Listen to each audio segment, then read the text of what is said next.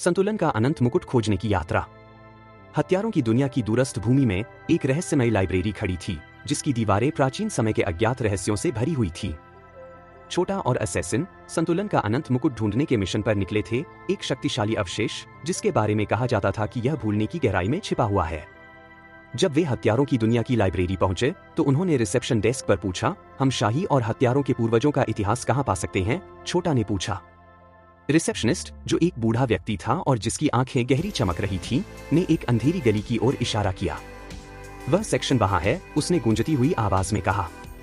दोनों ने उस सेक्शन में जाकर प्राचीन स्क्रॉल्स, किताबों और पांडुलिपियों को घंटों तक खंगाला, लेकिन उन्हें कुछ भी नहीं मिला। निराश और थके हुए उन्होंने अगली सुबह नए सिरे से शुरुआत करने का वादा करते हुए आराम करने का फैसला किया। अगली सुबह जब सूरज की किरणें उनके कमरे में आईं, छोटा ने असैसिन की ओर देखा। मैं अपने पूर्वजों की स्मारक देखना चाहता हूं, उसने कहा। असैसिन ने समझदारी भरे अंदाज में सिर हिलाया। यह यहां से ज्यादा दूर नहीं है, बस 1 घंटे की दूरी पर। वे दोनों निकले और जल्द ही एक पवित्र स्थल पर पहुंचे, जहां ऊंचे ऊंचे पत्थर प्राचीन लिखावटों से ढके हुए थे। इन पत्थरों पर लिखा था कि कैसे छोटा और असैसिन के पूर्वजों ने अमर आत्माओं को फंसाकर दुनिया में संतुलन बनाए रखा था।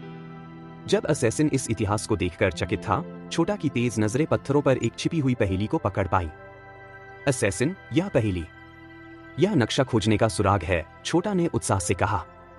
दोनों लाइब्रेरी वापस दौड़े और शाही इतिहास सेक्शन में पहुंचे। पहेली के अनुसार छोटा ने किताबों को एक खास क्रम में लगाना शुरू किया। अचानक एक धीमी गड़गड़ाहट के साथ हॉल में एक छिपा हुआ दरवाजा खुल गया, जो नीचे जाती हुई सीढ़ियों को दिखा रहा था। बिना झिझक वे नीचे गए। चैम्बर के बीच में उन्हें भूलने की गहराई का नक्शा मिला, जिस पर यह चेतावनी लिखी थी। संतुलन का अनंत मुकुट भूलने की गहराई में है, जहां प्रकाश अंधकार में समा जाता है। इसे केवल एक शुद्ध हृदय और अंधकार के वाहक द्वारा ही खोला जा सकता है।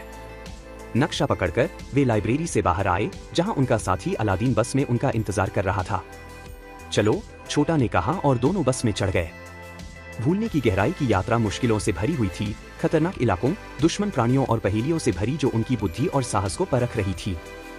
कई दिनों की यात्रा के बाद वे आखिरकार एक विशाल खाई के पास पहुंचे, पृथ्वी में एक ऐसा गड्ढा जो अंतहीन गहराई में फैला हुआ था।